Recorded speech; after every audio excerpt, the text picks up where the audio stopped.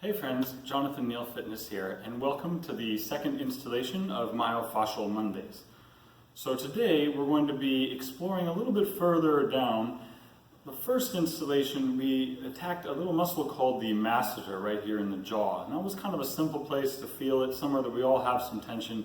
There's another spot just around the corner that's also very commonly tight and also causes all kinds of posture distortions, causes tension in the head, can be related to tension headaches, and a whole host of other things. So we're going to want to get that released. And what I'm talking about here is a little bit of tissue back here in the back side of the neck here called the Suboccipitalis. Now this hole, if you take your fingers and go behind your ear here, you'll find that there's the beginning of a kind of bony ridge that comes up and around and all the way in towards the spine on both sides. This is called the occipital ridge of the skull, so of course below it is the muscle tissue called the suboccipitalis. Now again, you've probably felt this tight. You could probably even take a few fingers and get in that soft tissue just down there below that occipital ridge and probably feel around and probably already find some little knots, some little adhesions, and those are what we're going to try to address here today. Now of course, there's many different tools and many different ways you can do that. I'm going to cover what I consider to be the easiest way here today. So we have an option here of I usually start people with something like a tennis ball that's a little softer and has a little more give. If you need something a little bit stronger, I also sometimes will use a lacrosse ball. But for today, I'm going to set this one aside. I would like to encourage you to start with the softer ball because you can always dial up, but you don't want to get in there with something hard and feel a really big, feel too much, right? So with this technique, really simple, we're basically just going to try to get the ball into that spot and apply some pressure. What I like to do is I encourage people to actually, again, use your fingers and feel around back there and see if you can locate a spot just by using your fingers. Maybe keep a finger on it or notice it, and then we're going to bring it on down to the floor. Now, some people like to do this. Sometimes it feels better, I should say, to be on the ground. Sometimes it helps to have something like this yoga block or something else that can lift the ground up to you a bit. So I'll show you both ways. First and foremost, I personally like the yoga block. It brings the ground up. I feel like it gets in there a little deeper. So I'll show you that one first. But I'll show you that it can be done also even if you don't have a tool like the block here available. So what we're going to do is basically just lie down on the back.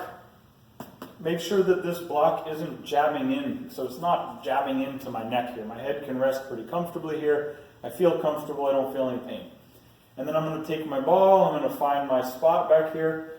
And again, it can be anywhere from really where that ear is, all the way back to the spine. And of course, it should go without saying, but to be careful, never placing the ball directly on the spine. We can go close, but be very careful that you don't place it on the spine itself. So that being said, we just use our fingers again to find that spot. I feel one right about there. And then I'm just going to try by tilting my head left, tilting it right, moving around a little bit until right there I find that spot. And just like any spot with this MFR, this myofascial releaser in here, the key is really to find it and then just to sit on it. Sometimes it takes a while, sometimes it could be 20, 30 seconds, sometimes it could be 2 minutes or even a little more. But we just have our patience, we focus, we make sure that we're sitting right on that spot. And eventually you'll start to feel, sometimes again, even it's an actual releasing feeling, you'll actually feel some extension, some opening to the tissue. Most times it's generally just that we feel the amount of pain there reduced by a significant amount. So right now I might be feeling like a 5 or a 6. As I feel it now starting to finally relax and open a bit, I could feel it going down to maybe like a 4 or a 3 and then a 2. And if I have the time, I eventually just wait until I get that down to a 1 or a 0 so that I can just kind of roll left and right here a bit and there's no more pain. And that's the basic idea behind it. Now again, I find the block helps me a lot with that. You don't necessarily need it because you can generally get down and get that ball in there. Now another thing about this is that this area, the neck, of course, can be a little rolly. The ball can be a little rolly. So sometimes I'll actually take the hand and I'll just kind of gently hold on to the ball so that I make sure that it stays right where it needs to be. It doesn't go slipping around. I don't want it to roll in my spine. Even less dangerous than that, I just don't want it to roll off the spot because we want that continuous medium pressure. As always, we're not, especially here in the neck, we're not trying to jab it in as hard as we can. Just finding that spot, sitting on it, waiting for that release or that reduction in pain, and then getting up and being done from there. Of course, I always, even if you feel like one side or the other is your problem side, I highly recommend working on both because you never really know. There's almost always some tough tissue, some adhesion in there on both sides. And sometimes one side might hurt, but it might be the other side that's really the tight one.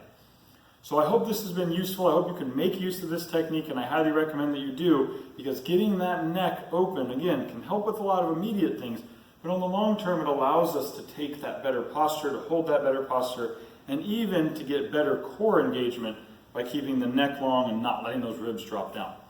So please make use of this technique. Please get those suboccipitalis muscles released and ready to really give you some good movement there. And I will see you guys next Monday for the next Myofascial Monday.